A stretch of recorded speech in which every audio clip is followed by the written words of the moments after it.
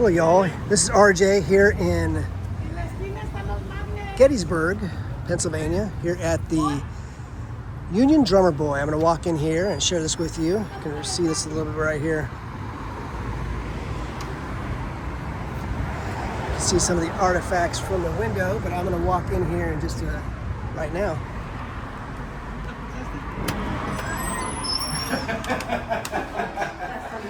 And one of the main reasons I want to come and see is because they have my icon, the hero General Robert E. Lee, right here on display. You can read about this history, General Robert E. Lee, by Rudolph Evans. What do they use it for? Oh, excuse me. So a lot of artifacts, and I think you'd appreciate coming through here.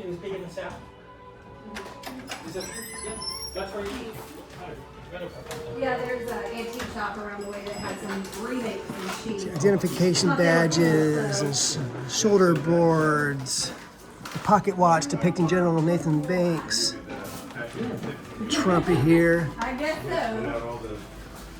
Looks like there's some Confederate currency right here for sale. Take it home, thank you. Let's go up to, A lot of artifacts through here.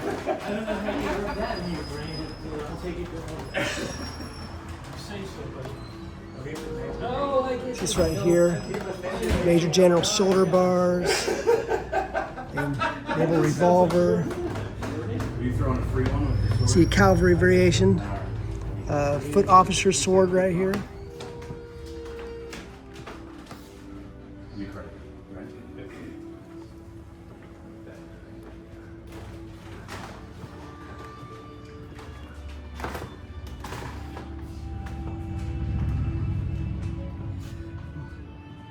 Just doing the tip of the iceberg.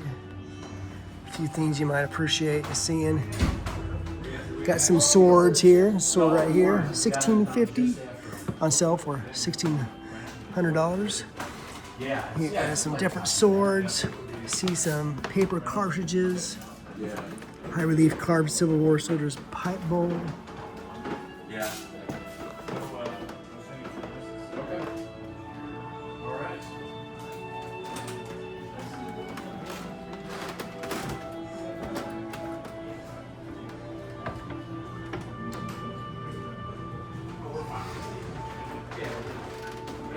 I'm sure the display here changes often.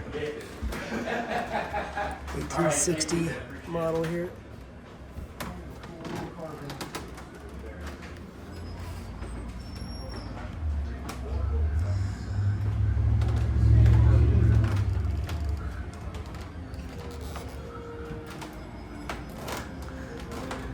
Just walking through here fairly quickly.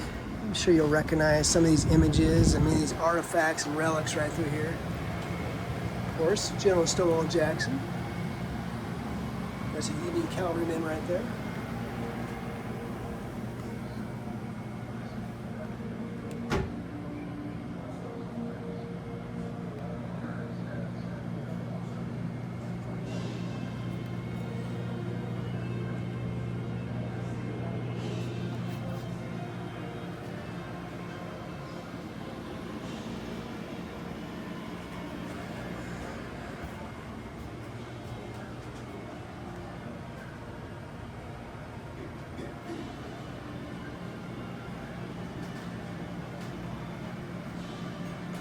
See some Pennsylvania Veterans ribbons right there. Veterans Canteen, Ringgold Light Artillery ribbon. See a historic wooden gavel and ceramic Grand Army of the Republic canteen right there.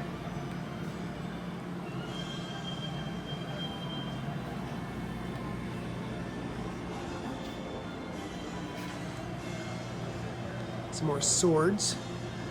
It looks like a good place to come for a lot of artifacts and relics. Maybe a lot of reenactment type gear.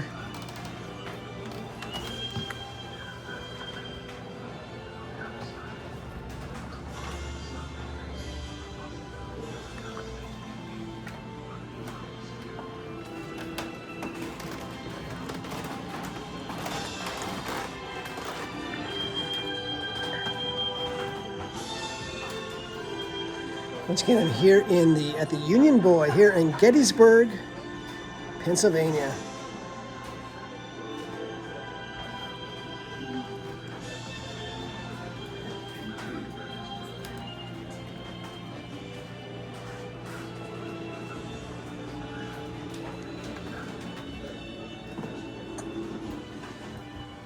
Under the command of General Alfred Pleasanton, the Union cavalry, once the butt of jokes in the South, was finally emerging as a first-rate force. But still, they had yet to earn the respect that followed their Confederate counterparts. The Confederate cavalry was the most visible arm of Lee's army, led by the most dashing soldier of the entire war, Major General James. Looks like that's a War Department Treasury warrant signed by Jefferson Davis as Secretary of War, dated 1854. Right here. Exceptional in reconnaissance and spectacular in battle. For Southerners, he echoed the tradition of Francis Marion, the immortal swamp fox of the American Revolution. To Northerners, he inspired fear and hatred. During the first 2 years of the Civil War, Stuart proved again and again that his men were unrivaled. There's a Confederate Bowie knife right here. A Confederate bone-handled Bowie knife. There's an envelope addressed to Confederate General Howard Cobb. You can see there's different prices on these. You can own some of these yourself. Union horsemen aspired to be like Stuart. There's a CS. Expect to pay several $1,000s for something like this. In fact, this sword looks like I think it says $12,000 right here for this sword right here. Prying eyes of the Union cavalry. On June 5th, outside Culpeper, Virginia, There's a Confederate haversack the cavalry for the benefit of the commanding general. and a South Carolina officer's epaulette. Lee attended the spectacle. It's going for a little over $1,000. He was more concerned that Stuart performed his duty. This Confederate Bowie knife is asking price is about $6,000 for that. Came to haunt Stuart when the U.S. cavalry mounted a reconnaissance in force. Cool to see these artifacts and relics right through here. I did ask permission. I just love to come through here and encourage you all to stop by and see these artifacts and relics. This is a great place to stop in here in Gettysburg. It's right off one of the main streets. And once again, this is off of York Street in Gettysburg, Pennsylvania. Technically, his advance, the battle clearly Really like this. This is Robert E. Lee, of course, right here. was a formidable foe. For Stuart and his horsemen, this was the beginning of the Expect to summer pay hard maybe close to $1,000 because I'm sure it's No pretty longer rare. win battles on There's a repetition. video. Jenner's talking about Jeb Stuart right here. Robert E. Lee, it was the moment of no return. After Brandy Station, Lee instructed Ewell and the Second Corps to cross the Blue Ridge Mountains through Manassas Gap. Lee's other two corps under Longstreet and finally under A.P. Hill move up behind Ewell. And Lee's original intentions are that Longstreet and General Hill of the should Confederacy. remain east This is of the by Blue Don Ridge to be a Trajoni credible threat Fritz. against Washington and the Army of the Potomac. But when Ewell becomes embroiled in fighting around Winchester in June 13th, 14th, and 15th, Longstreet crosses the mountains to support him, and that has the effect of drawing Lee's entire army west of the Blue Ridge into the Shenandoah Valley. Cool prints here for sale. This one's $200 for this one. Virginia was spread It's out General James Longstreet. from Culpeper Rebel yell. Oh, to I Williamsport. love that. While Lee's columns advanced, Jeb Stuart and the Confederate cavalry continued the vital task of screening the Army's movement from Federal probes. Ooh, another nice painting. As Ewell's troops Rebel crossed the yell. Potomac River at Williamsport, Hooker moved the body of his army toward Manassas Junction. He also ordered Pleasanton to continue probing the Confederate screen. This effort was met by Stuart on the 17th. These are great paintings. Desperate Valor. Days, Confederate cavalry engaged Federal horsemen at Aldie, Middle River, Nice. and Upper. There's one you'll recognize from Fredericksburg. Been here in this corner many, many times. In fact, I was just here in this corner just last week. Lee at Fredericksburg. Reaching and crossing the Blue Ridge and observing the Confederate infantry in the Shenandoah Valley. Longstreet's corps, and Lee himself crossed the Another nice painting. through Ashby's Gap. At the same time, news of Ewell's Confederate troops on Union soil threw panic into the North. At this moment, Jeb Stuart Battery, came Longstreet. with a plan to cause more havoc on Union soil. He wanted to take 3 brigades of cavalry to the east, flank the Union rear, then cross the Potomac between the Union Army and Washington, D.C. Once in the North, Stuart would rendezvous with Lee's main Really nice artwork. or join Some more Pennsylvania. odds and ends things here. In effect, Stuart wanted to ride around See some more epaulets right here. Those are going for about $1,500. Colonel of Staff shoulder bars, about $1,300. Really rare, that the cavalry crossed the river at Shepherdstown. really good condition.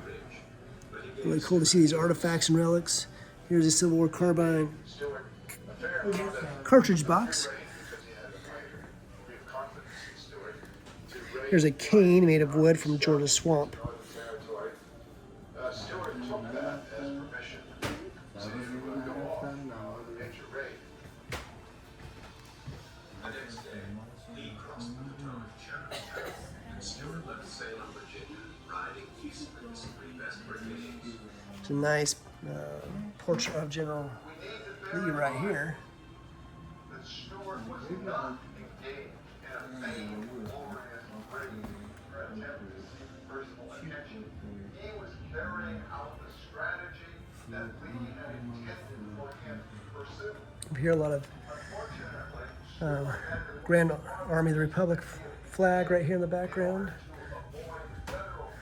A lot of Union Yankee type uniforms right through here.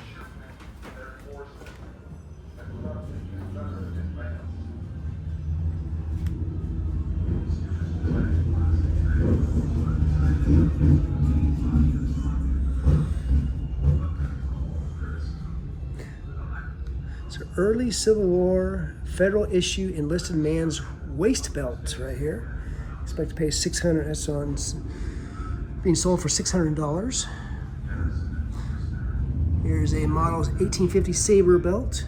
Expect to pay over $1,000 for something like that. And Civil War artillery pinchers.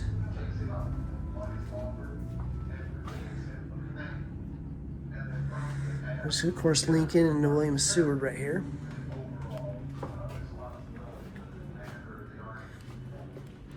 Here's a Confederate holster. See the cost there. I'm just kind of perusing around. I'm just kind of perusing this. I like to look at this, so I might as well just share it, a video as well. Encourage you to come out here and see this place. If you're over here in Gettysburg, really neat artifacts and relics. Confederate holster, really nice. Enjoy talking to the folks here. I figure I like to make videos I'm gonna watch myself, so I might as well just share it and watch it again. And I figure you'd probably appreciate this as well. I'm always curious about these different artifacts. I've always liked antique stores. I've always liked flea markets. Always liked relics. And so how cool is this? So I figure I might as well just share this video as I look around here. See Civil War era hatchet marked C. Hammond. Expected. So being sold for about $275 there. There is a bayonet, about $300 for that. It's a bayonet right here. You can tell it's probably in the dirt and mud for over a century, is my guess. Petersburg, $65 for something like that. There's a Confederate bridle cutter pike, $550 for something like that. See a neck of a Civil War whiskey bottle from an Alabama camp, Dumfries, Virginia. That's that right there. See a tinned coffee pot. I think their asking price is about $125 for that. A lot of different relics and artifacts they've found in different places here. Early 19th century bayonet, scabbard, picket pin from Berryville, Virginia right there. Something like that. Even things like that fetch over $100.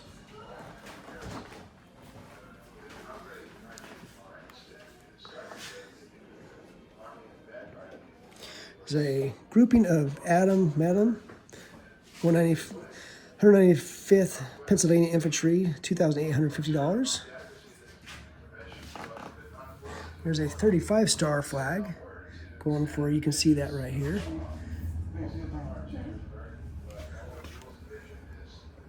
A lot of artifacts and relics. So I encourage everybody to come through here. That's why I'm going to share this with you if you don't have a chance to come ahead to Gettysburg anytime too soon. So I'm just kind of passing through this kind of quickly. There's a day splint. Civil War medical scalpels, implements, $150 each.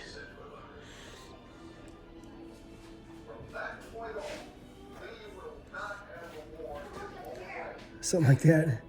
Approaching $1,000 for something like that. Some medical supplies right through this area. Civil War medicine bottle, $65 for that. Interesting. More medical section right there. So ladder badge, 4th Wisconsin Infantry. Let's see, this canteen looks like it's going for just about $600. There's a Sergeant Navy revolver. It's about asking price $1,200 for that. $350 for this canteen right here.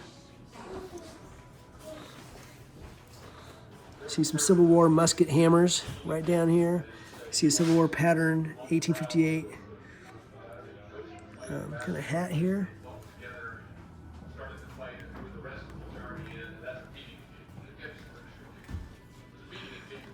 Musician sword, rare Mexican war, dated $875, asking for that.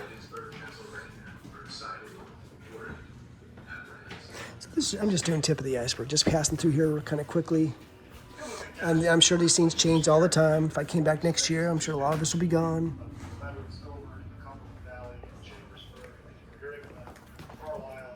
Harrisburg was beginning to become like that time. Gettysburg. I just was looking at some of this. Battalion of rebel horsemen came thundering into town. It was the 35th Virginia Cavalry, commanded by Lieutenant Colonel E.V. White. Shouting, yelling boasts of earthquake, cursing, brandishing their revolvers and All right. firing right and left. I was fully persuaded that the rebels had actually come at last. What they would do with us was a fearful question. How do we come here?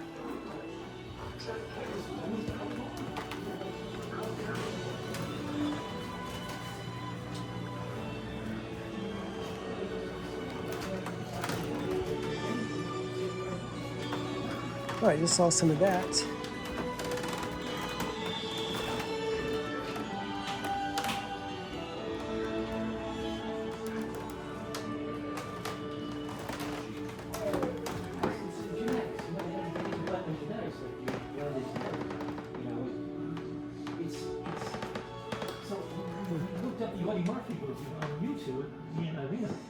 Cool little pistols and revolvers.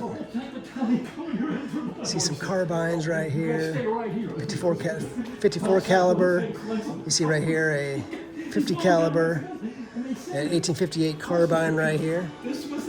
So expect to pay. It could be $4,000 for something like this. Really nice. But of course, when you're opening up on a machine gun in broad daylight, troops make the call. Sniper, you know, to say that's what he Murphy. So all kinds of different artifacts. Well, I always pay attention whenever I see a General Robert E. Lee.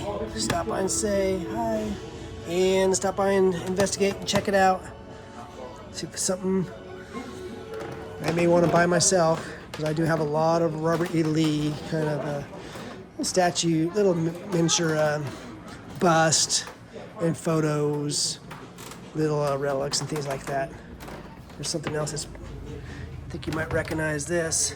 Robert E. Lee there. This is Appomattox, of course.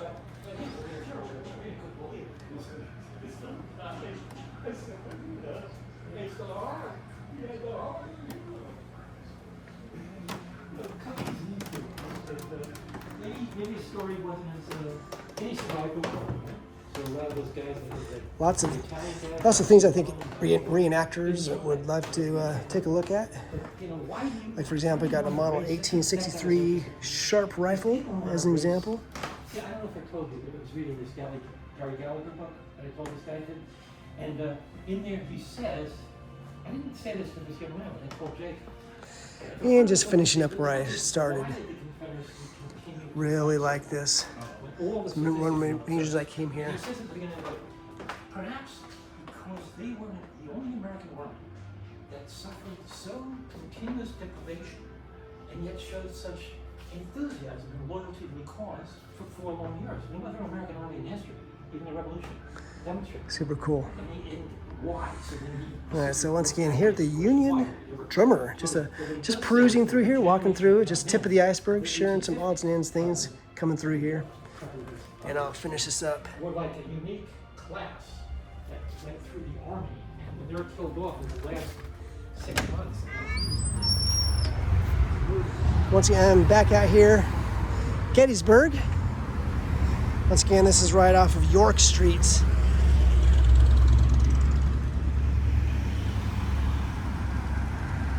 It's the roundabout right down here. And that's where we just walked through. The Civil War artifacts. The Union Drummer Boy. Here in Gettysburg.